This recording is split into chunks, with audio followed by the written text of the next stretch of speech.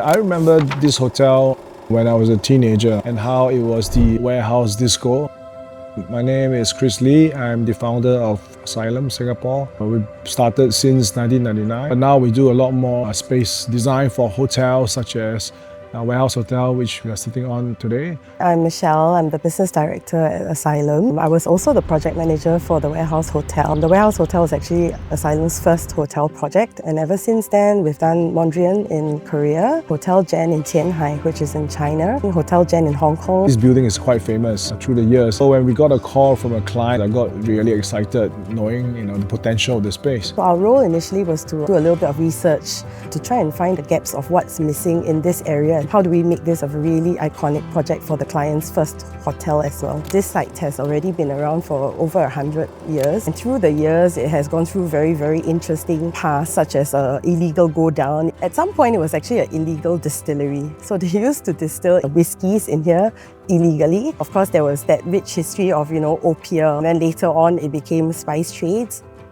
As you look at warehouse spaces, they usually have this void, empty space. And right from the beginning, we said we needed to keep that space as a lobby. How can a space move you? How can you experience a space that leaves something behind so that it doesn't become a fly-by-night kind of experience? Even if you look at the pulleys and all that, those are not to the historical past. We look at godowns, how they used to hoist all these heavy sacks of rice and spices. So we make it fit as a lighting fixture in the space.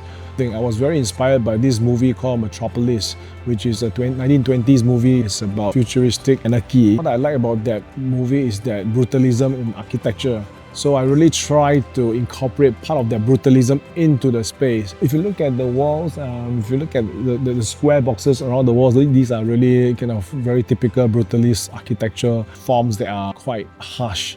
Layer it with really luxurious touches like leather seating, so you get to feel comfortable, but you get a sense that you're in a movie set almost, like you're being transported back to the past with a bit of glamour added into the space. So basically this hotel, it would be classified as a conservation or heritage hotel. So there were strict rules about what we had to conserve. On the outside we had to retain all the facades, all the windows. In the lobby space as well as in the rooms, you will see a lot of structural rooms. A lot of them are actually original. However, to make it structurally safe, we also had to build new ones as well. They are all in the same language, all in this black steel to kind of keep to the whole look and feel of the industrialness. So if you look at the check-in counter, it's actually part retail, part check-in, and it's very subtle. There's no signage to highlight that check-in here or reception. Not just for hotel guests, we really want to invite people from public to be able to come here for a coffee or a cocktail. If you look at the menu, a lot of their cocktail programming also pays homage to the history of this space. When you have a heritage location,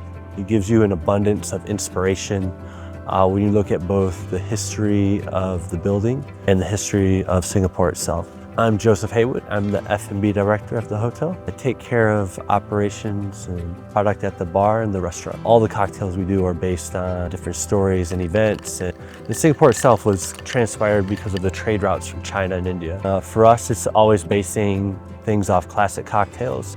So we take a martini, we actually distill the gin in-house using some of those warm spices that were once held. And then we accent it with a little Shaoxing wine and then a little bit of more gin from India to kind of represent that. Then we garnish it with the sea grapes to kind of represent the sea and Singapore's location, if you will. For us, it's customer first. I think every bar will say that, but for us it really means a lot. We are the lobby bar. When you walk in, we're the first thing you see, we're the last thing you see. And so that's really where the focus is. Little details like the bar, you've noticed the bartender is actually at a lower level, and then the guests are sitting kind of eye to eye. You want to pay attention to such details, even though it might not be so-called designed as a guest, to be able to have conversations with the bartender to find out more about maybe the ingredients of the cocktails, and why you name a certain cocktail a certain way. So that's exactly what we wanted to do here.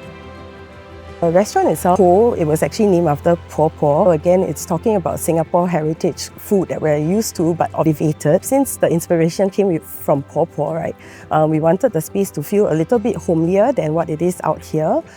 So that's why we introduced a lot of that rattan. In the past, a lot of old family homes, in terms of the dining tables and chairs, you would use rattan as quite a key element. Even the flooring, we use a lot of terrazzo. So these were like hand-poured terrazzo. HDBs in the past, a lot of the flooring materials, they are terrazzo as well. At Singapore, we are very unique on the multicultural races that include Chinese, Malay, Indian, Eurasian, and Peranakan. Desmond, I'm a head chef of Paul Restaurant. I've been here for 2 years. What we're doing at Paul Restaurant is a Nanyang cuisine. You come to Singapore, 99% they will have the popiah. The next one will be the Argentina prawn noodles. We call the Hokkien mee in the kombu stock. We do something local and we do something really strong and flavorful and full of heritage. This space at its last glory was the warehouse disco. In the 80s, that this was a really popular disco.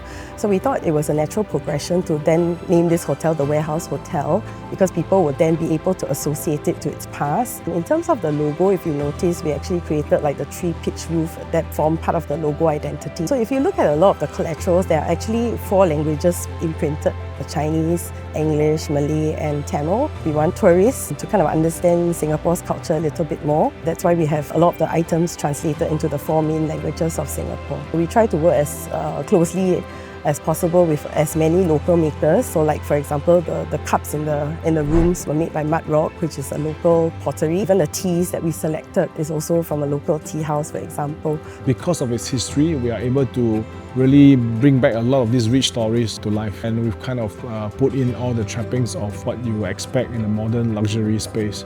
So the integrity of the building is there, but I think it's really made for the modern traveller.